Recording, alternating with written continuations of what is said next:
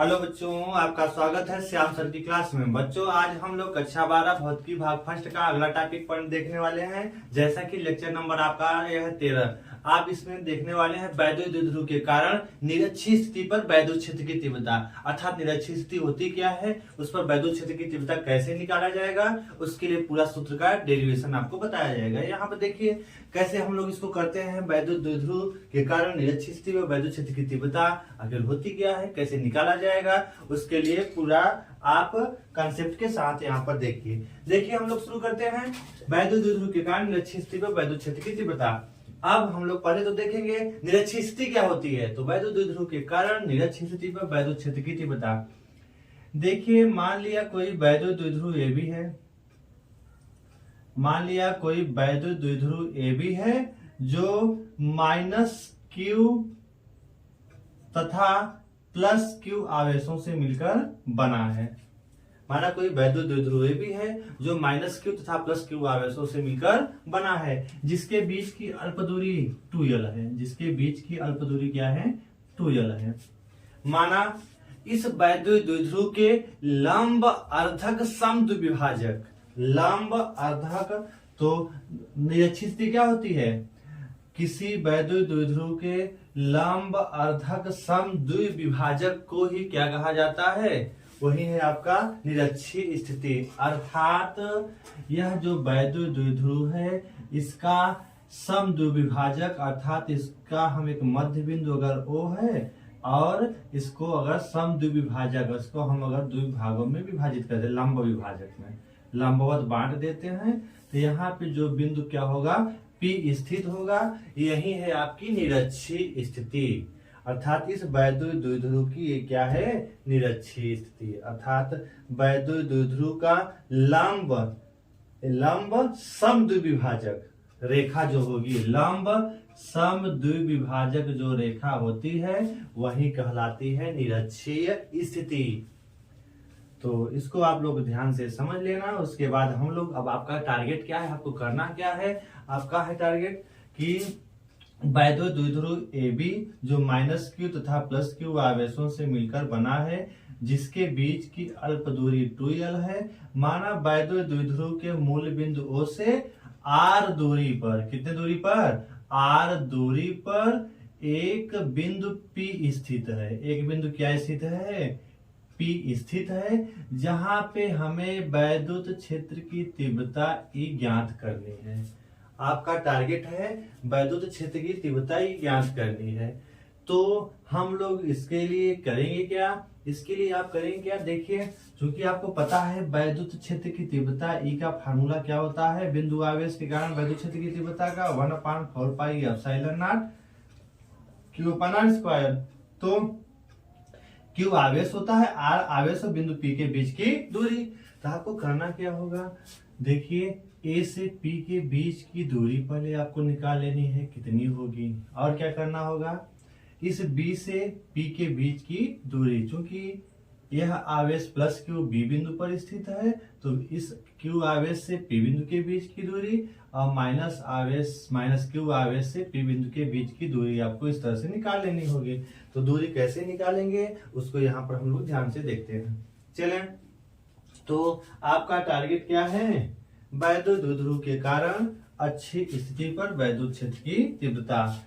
तो इसको एक बार आपको फिर से बता देते हैं, यहाँ पर देख लीजिए फिर से। फिर हम लोग इसका डिटेल आपको बताते हुए इसका डेरिवेशन पूरी तरह से करते हैं। देखिए, तो आपको करना क्या है? फिगर जैसे जैसे हम फिगर बनाएंगे उसी तरह से आपको पूरा लिखना भी होगा।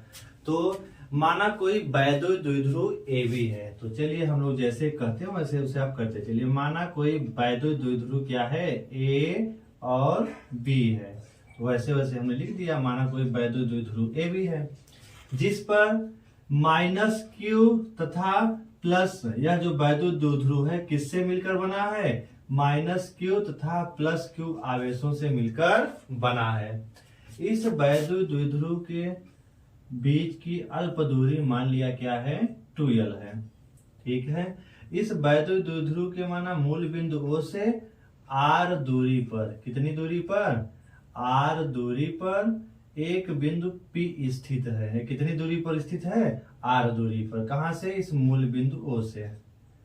इस मूल बिंदु O से इस P बिंदु की दूरी कितनी मान ली गई है, R दूरी। तो R हमने दिखा दिया। R दूरी पर यह बिंदु P स्थित है।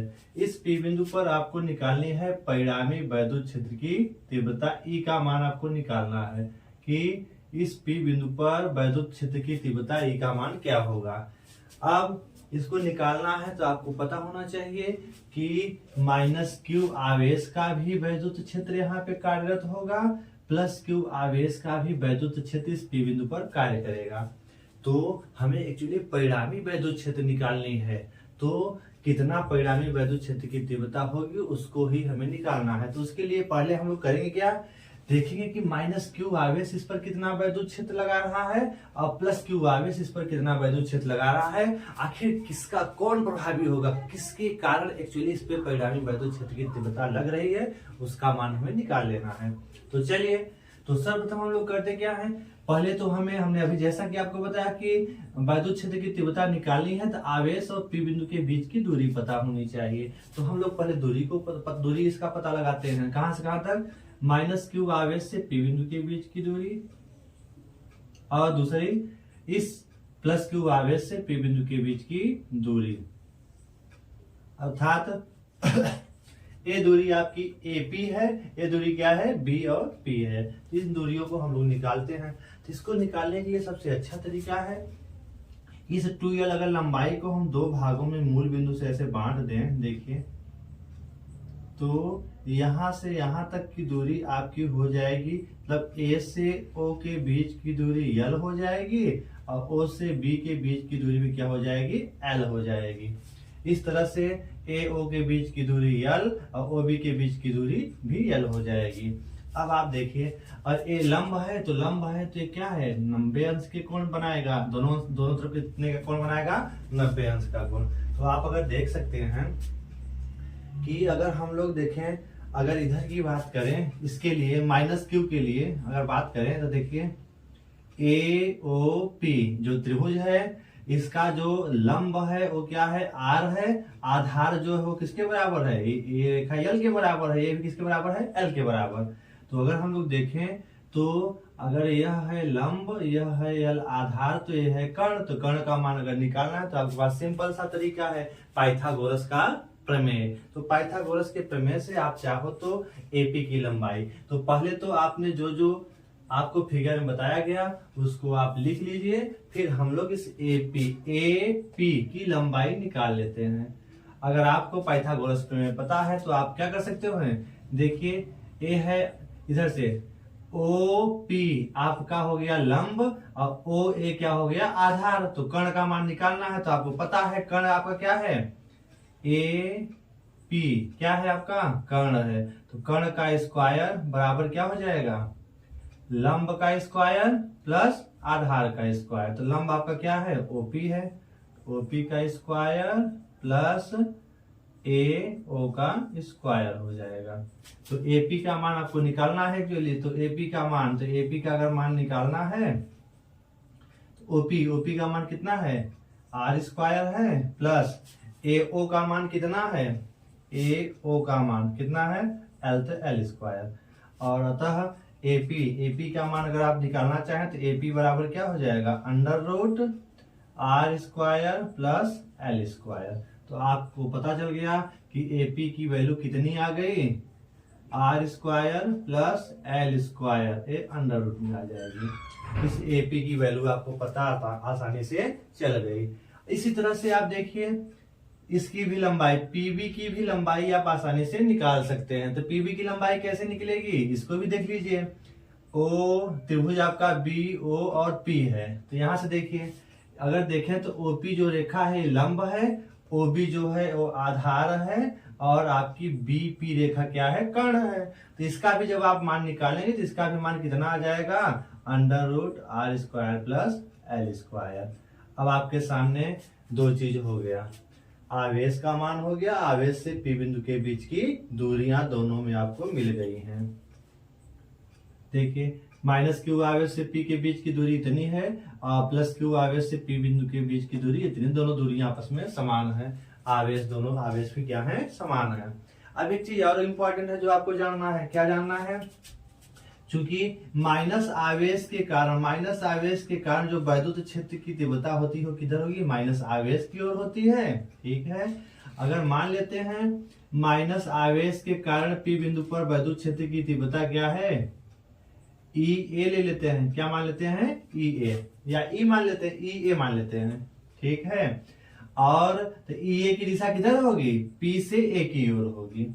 इसी तरह से प्लस क्यू आवेश के कारण पी बिंदु पर जो वैद्युत क्षेत्र की तीव्रता होगी उसकी दिशा किधर होगी, प्लस से दूर। वैद्युत क्षेत्र रेखाएं किधर जाती हैं, प्लस से दूर जाती हैं, तो प्लस से ऐसे दूर जाएगी। अर्थात इस वैद्युत क्षेत्र को मान लेते हैं क्या है, ईवी है। लेकिन ईवी की दिशा किधर होगी, प्लस आवेश से दूर।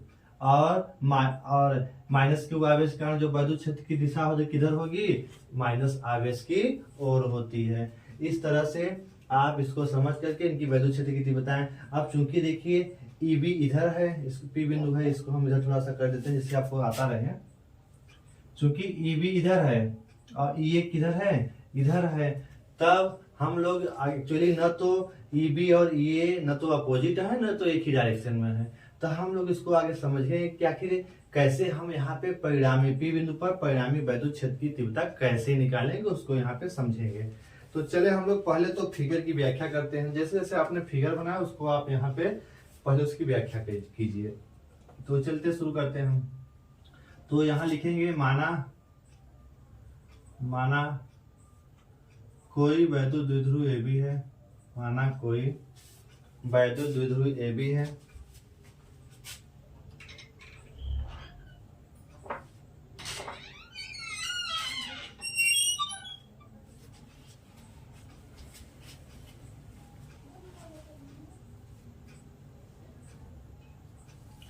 माना कोई वैद्युत द्विध्रुव AB है,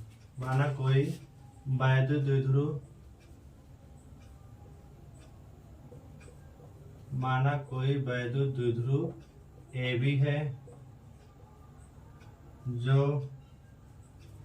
जो माइनस क्यू तथा प्लस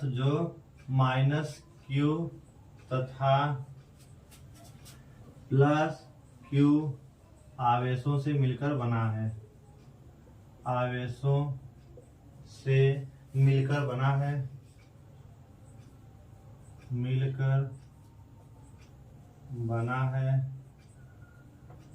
जिसके बीच की अल्प दूरी टूयल है, जिसके बीच की अल्प दूरी क्या है, टूयल है। माना वैद्युत द्विध्रुव के मूल बिंदुओं से माना वैद्युत द्विध्रुव के मूल बिंदुओं से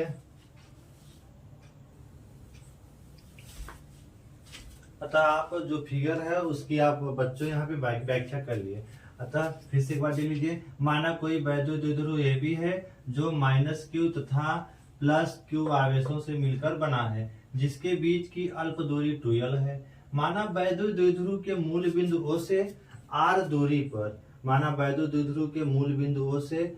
दूरी पर एक बिंदु, इसकी निरक्षीय स्थिति पर एक बिंदु P है, एक बिंदु क्या है, P है, जहां पर हमें परिणामी वैद्युत क्षेत्र की तीव्रता E ज्ञात करें। इस P बिंदु पर परिणामी वैद्युत क्षेत्र की तीव्रता E ज्ञात करनी है। इसके लिए आप करें क्या, इसके लिए माना माइनस क्यू तथा प्लस क्यू आवेश के कारण P बिंदु पर वैद्युत क्षेत्र की तीव्रताएं क्रमशः क्या है, EA है और ये क्या है, EB है। तो EA तथा EB है। अब चूंकि हमें यहाँ पे क्या है, EA इस डायरेक्शन में, EB इस डायरेक्शन में है। चूंकि P बिंदु पर आखिर क्या काम कर रहा है, कौन सा वैद्युत क्षेत्र की तीव्रता परिणामी होगी, कैसे कार्य करेगा, उसको थोड़ा सा हम लोग यहाँ नीचे डिटेल से समझते हैं, फिर उसको हम लोग आगे लिख लेते हैं। इसी में एक लाइन और आप चाहे लिख लीजिए। चूंकि आप यहाँ पे इस माइनस क्यू आवेश से P बिंदु के बीच की दूरी और प्लस के कारण P बिंदु के बीच की दूरी आप लिख सकते हैं। तो यहाँ पे इसको आप लिख लीजिए, उसके बाद हम इसको थोड़ा सा इरेज करके आगे लिखते हैं। तो इसको आप लिख लीजिएगा स्क्रीनशॉट लेकर के। चलें,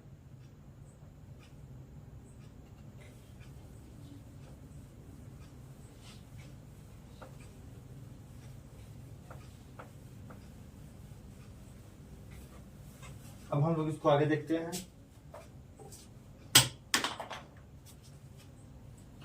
देखिए अब हम लोग इसको देखेंगे क्या कि हम यहाँ देखने वाले हैं कि जो ए और पी के बीच की दूरियां हैं, ए और पी के बीच की दूरी, तो यहाँ पे हम लिख सकते हैं चूंकि दोनों आवेशों से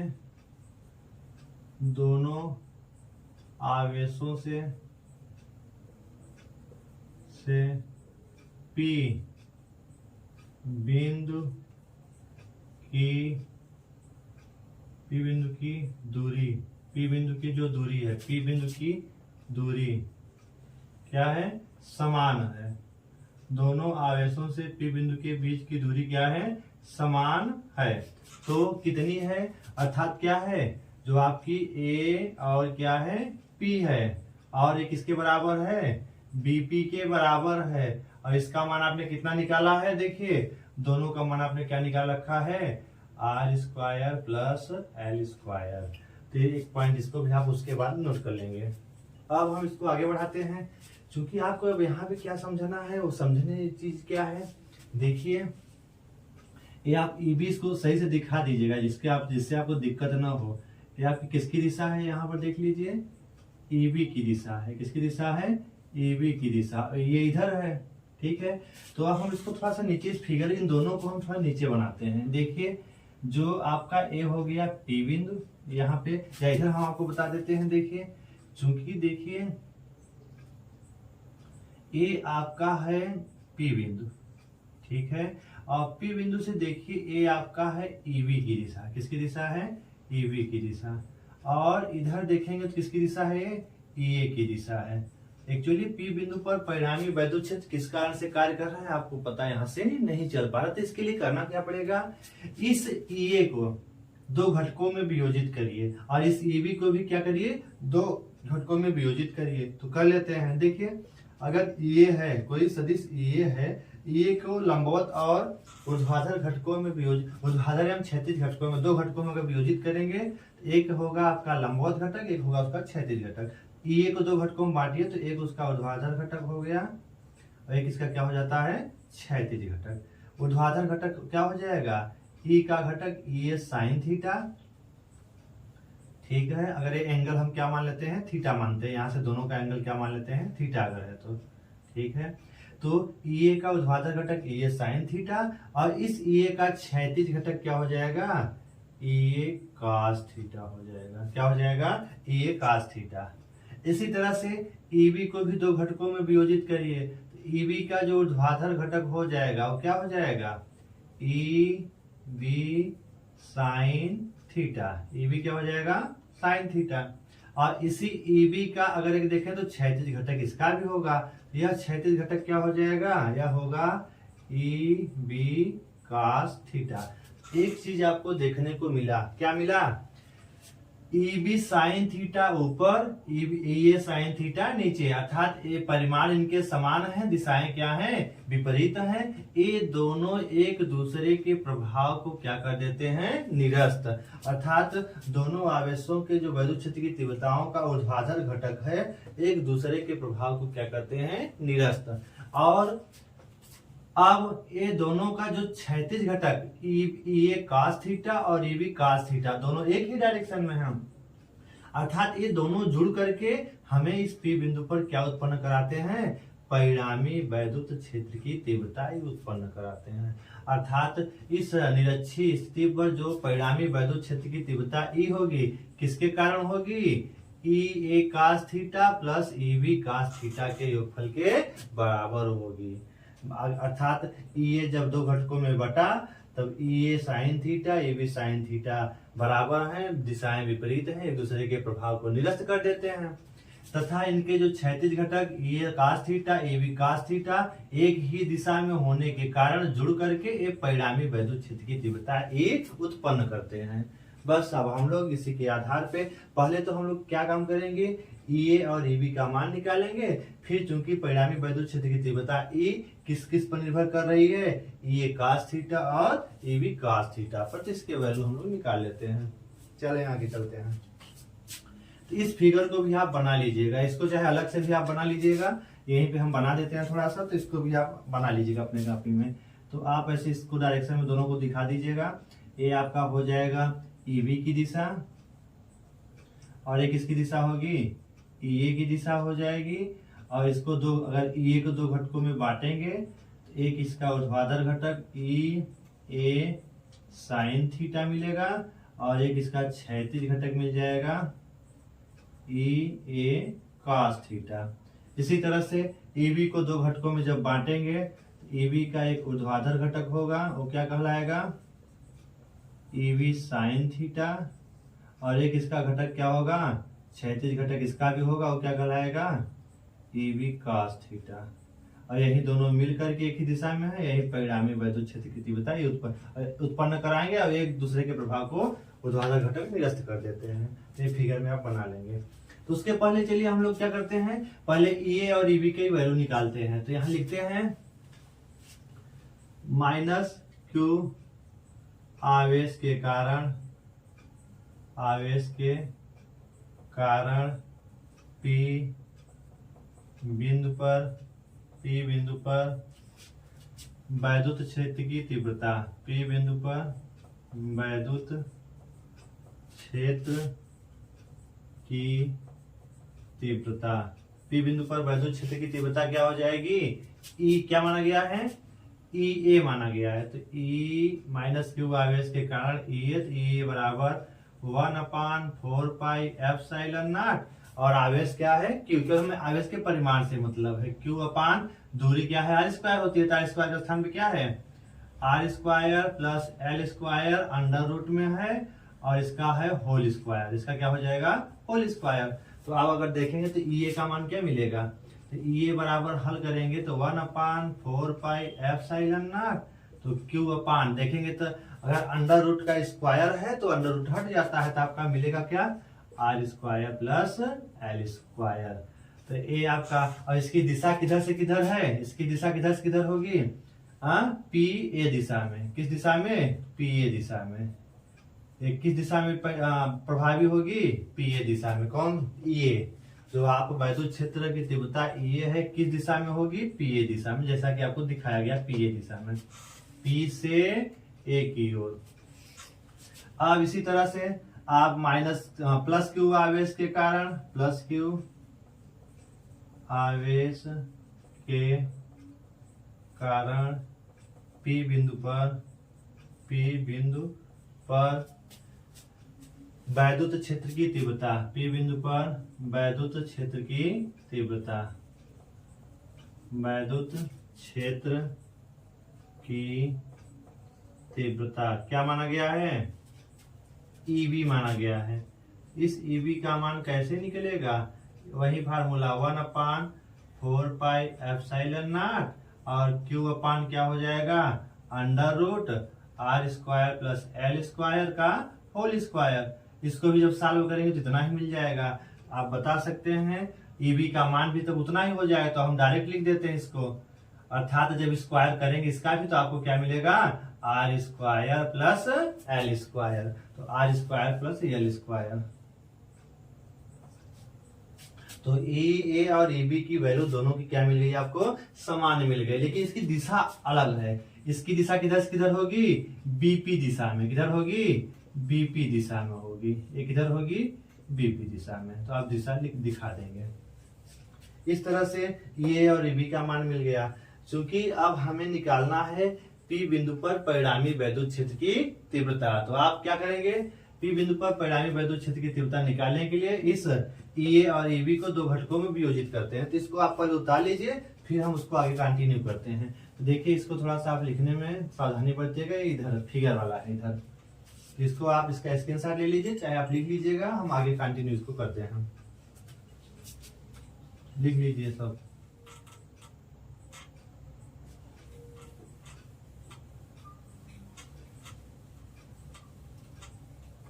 चूंकि इस ए और ईबी को दो हाथ यहां लिख देना, ए तथा ईबी को, ए तथा ईबी को दो घटकों में वियोजित करने पर, लिख लेते हैं इसको, दो घटकों में वियोजित करने पर, दो घटकों में वियोजित करने पर उसके ऊर्ध्वाधर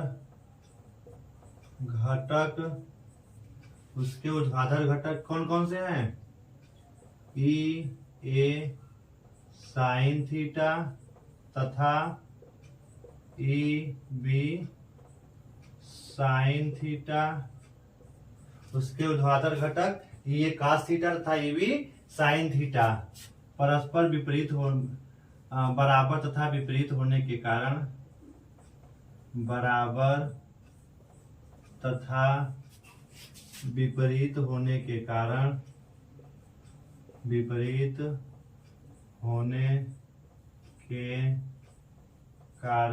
निरस्त हो जाते हैं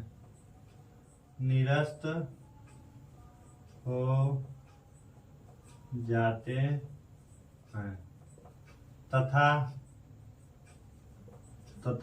अब नीचे का मिटा देते हैं। तथा इनके क्षैतिज घटक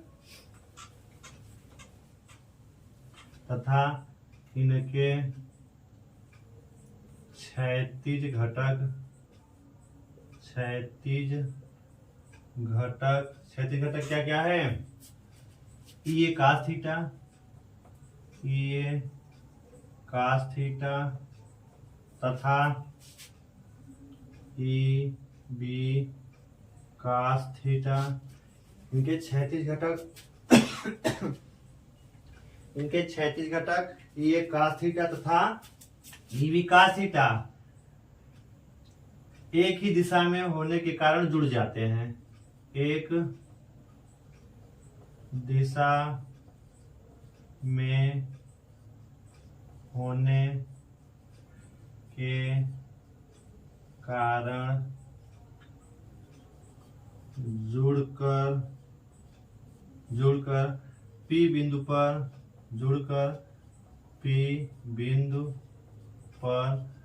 परिणामी वैद्युत क्षेत्र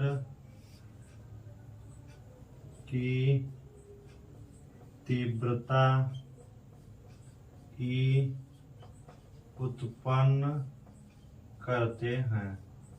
अर्थात P बिंदु पर परिणामी वैद्युत क्षेत्र की तीव्रता कौन उत्पन्न करते हैं? E A cos theta plus E B cos theta. तो चलिए अब हम लोग आगे अतः करके, अब इसको आप लिख लीजिए, इसके बाद हम लोग आगे करते हैं। अतः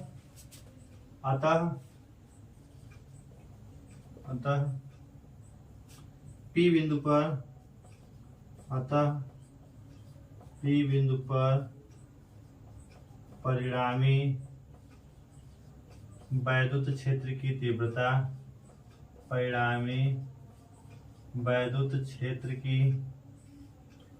तीव्रता E बराबर क्या हो जाएगा? E A cos theta plus E B cos theta. अर्थात अब P बिंदु पर परिणामी जो वैद्युत क्षेत्र की तीव्रता होगी किसके बराबर होगी? E बराबर E A cos theta plus E B cos theta.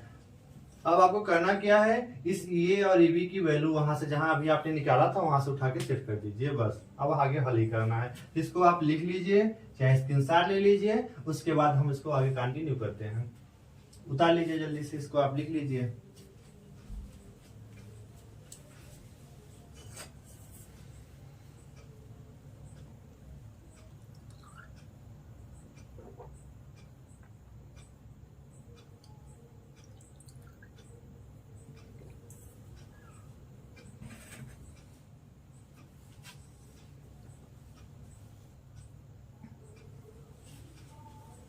चलिए इसको हम आगे बढ़ाते हैं। अब हमें करना क्या है? ए और बी का केवल मान रख के हल करना है, बस। आपका डेरिवेशन हो गया। ज्यादातर आपका यही था, थ्योरी लिखना था, ये सब बातें बतानी थी। उसके बाद तो अब डेरिवेशन बहुत इजी बचा है, अब ज्यादा कुछ है नहीं। अब केवल आपको कैलकुलेशन करने हैं, बस। तो आप इसको अब आगे बढ़ा लीजिए। देखिए अब इसमें चूंकि आप अब इसकी वैल्यू पुट करिए, तो चूंकि E बराबर आपने पढ़ा है, उसको यहां लिख देते हैं फिर से। E A cos theta plus E B cos theta. अब यहाँ पे ए का मान आपने निकाला था, इनके केवल हमें परिमाण अब लेने हैं। ए का मान आपने निकाला था, क्या निकाला था 1/4πε0 और क्या था Q अपान क्या था r² प्लस l² था। और यहाँ cos थीटा है तो cos थीटा भी आप लिख दीजिए। प्लस ईबी का मान भी आपने क्या निकाला था 1/4πε0 और क्या निकाला था Q upon same value r² plus l²। और यहाँ cos थीटा है तो cos थीटा भी आप लिख दीजिए। ठीक है, तो इतना आप करते रहिए। अब इसको आगे हल कर लेते हैं। अब अपने दिमाग से आप हल कर लीजिए। अब होगा क्या देखिए, अगर आपको लगता है देखिए दोनों वैल्यू सेम है, एक वैल्यू ये एक वैल्यू ये, तो अगर ऐसा करते हैं ठीक है ना। दूसरा तरीका देखिए, इसमें इतने वैल्यू कॉमन ले लीजिए, ले लेते हैं तो 1/4πε0 और क्या है Q अपान r² प्लस l²। अगर कॉमन ले लेंगे दोनों में से निकाल लेंगे तो आपका बचेगा क्या cos theta plus cos theta. तो यहाँ चाहे लिख लेना cos theta plus cos theta बच गया। अब इसको जब जोड़ेंगे तो कितना हो जाएगा cos 2cos थीटा हो जाएगा। तो इसको यहाँ लिख लेते हैं 1/4πε0 Q अपान r² प्लस l² और यहाँ क्या हो जाएगा 2cos थीटा। इसको लिख लेंगे। अब चूंकि आपको cos थीटा इसी फिगर से cos थीटा का मान निकालना है तो आप निकाल लीजिए cos थीटा। आपके ये है लंब है, इधर ये आधार है, कर्ण है, तो cos थीटा का मान तो cos थीटा चूंकि चित्र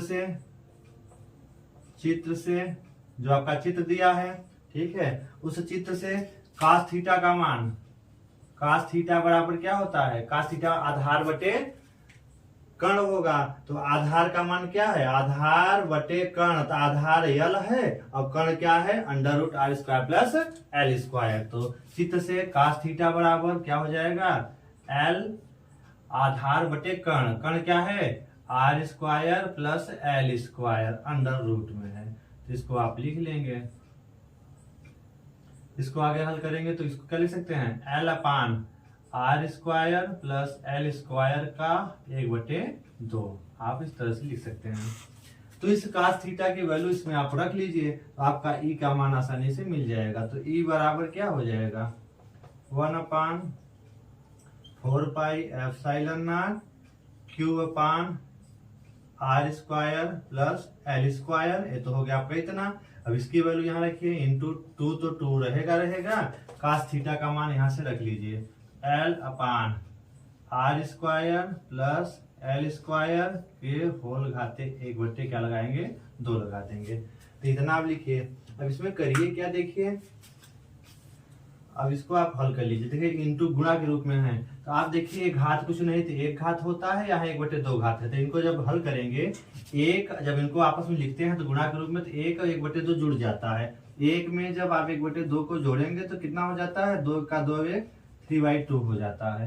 तो इनको हम हल करेंगे तो घात कितना आएगा 3/2 आ जाएगा। तो इसको हम लोग आगे कर लेते हैं कंटिन्यू। इसको भी आप लिख लीजिए, फिर हम इसको आगे बढ़ाते हैं। ऊपर से हम थोड़ा सा इरेज कर देते हैं, फिर इसको हम लिख देते हैं आगे। देखिए अब क्या करेंगे इसको आगे ले लेते हैं।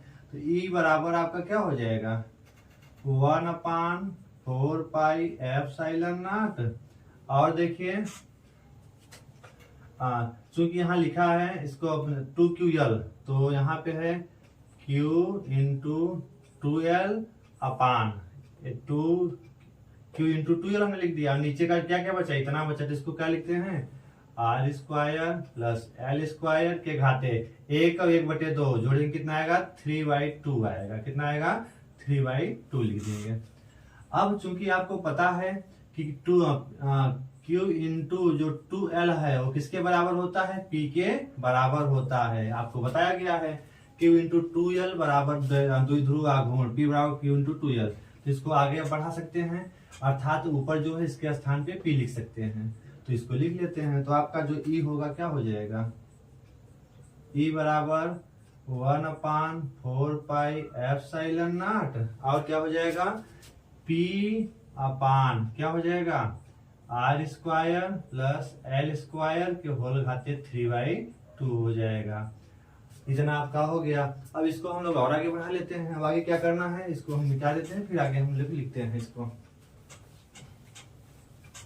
अब चूंकि देखिए जो यल था, एल जो है यल आर की तुलना में आर का मान क्या है ज्यादा है, किसकी तुलना में एल की तुलना में। एल बहुत छोटा है, आर का मान इसकी तुलना में क्या है ज्यादा है। अतः R is greater than L, तो आप कह सकते हैं आर स्क्वायर का मान और ज्यादा होगा किसकी तुलना में एल स्क्वायर।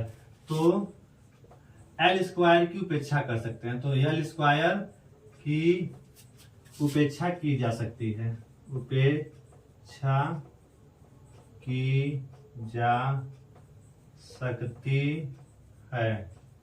अतः तो उपेक्षा कर सकते हैं, तब क्या करेंगे इसकी उपेक्षा कर दीजिए। जब इसकी एल स्क्वायर की उपेक्षा करेंगे तो आपका बचेगा क्या, तब बचेगा ई बराबर 1/4 पाई एप्सिलॉन नॉट, और क्या हो जाएगा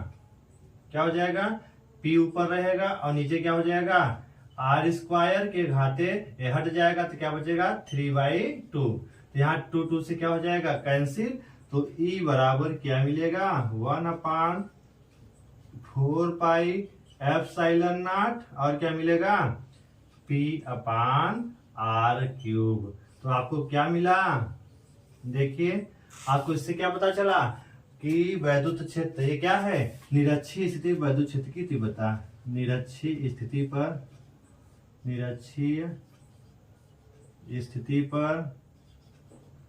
वैद्युत क्षेत्र की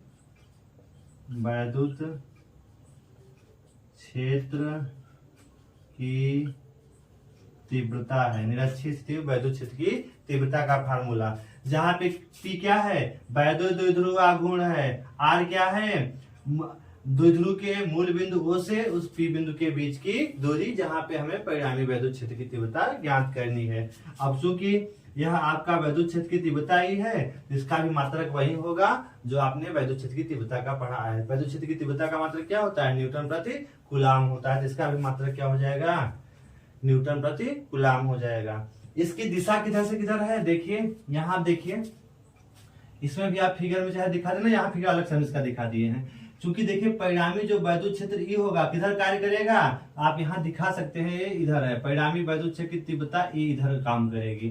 तो ये किधर से किधर है प्लस आवेश से माइनस आवेश की ओर है। तो आप यहाँ दिखा सकते हैं कि जो परिणामी वैद्युत क्षेत्र की तीव्रता की दिशा होगी धन आवेश से किधर होगी धन, तो यहां दिखा देना जो वैद्युत क्षेत्र की दिशा होगी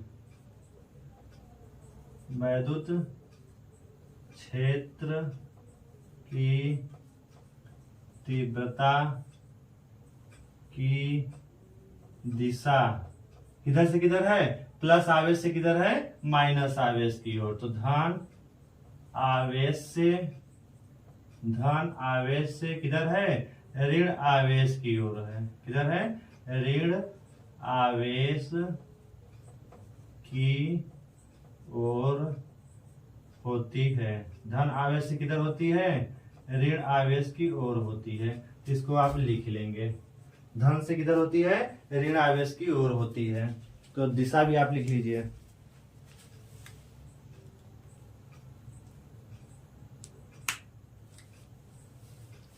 अतः आपका क्या पता चला, अच्छी स्थिति पर जो वैद्युत क्षेत्र की तीव्रता का फार्मूला क्या बताया गया था 1/4 पाई एप्सिलॉन नॉट 2P/R³, और यहाँ पे क्या है 1/4 पाई एप्सिलॉन नॉट P/R³। तो आप कह सकते हैं कि जो निरक्षीय स्थिति पर वैद्युत क्षेत्र की तीव्रता होती है वो अच्छी स्थिति पर वैद्युत क्षेत्र की तीव्रता की आधी होती है, और अच्छी स्थिति पर वैद्युत क्षेत्र की जो तीव्रता की दिशा थी माइनस से प्लस की ओर थी, और इसकी दिशा किधर है प्लस से माइनस की ओर है, जो परिणामी वैद्युत क्षेत्र की दिशा तीव्रता ई है।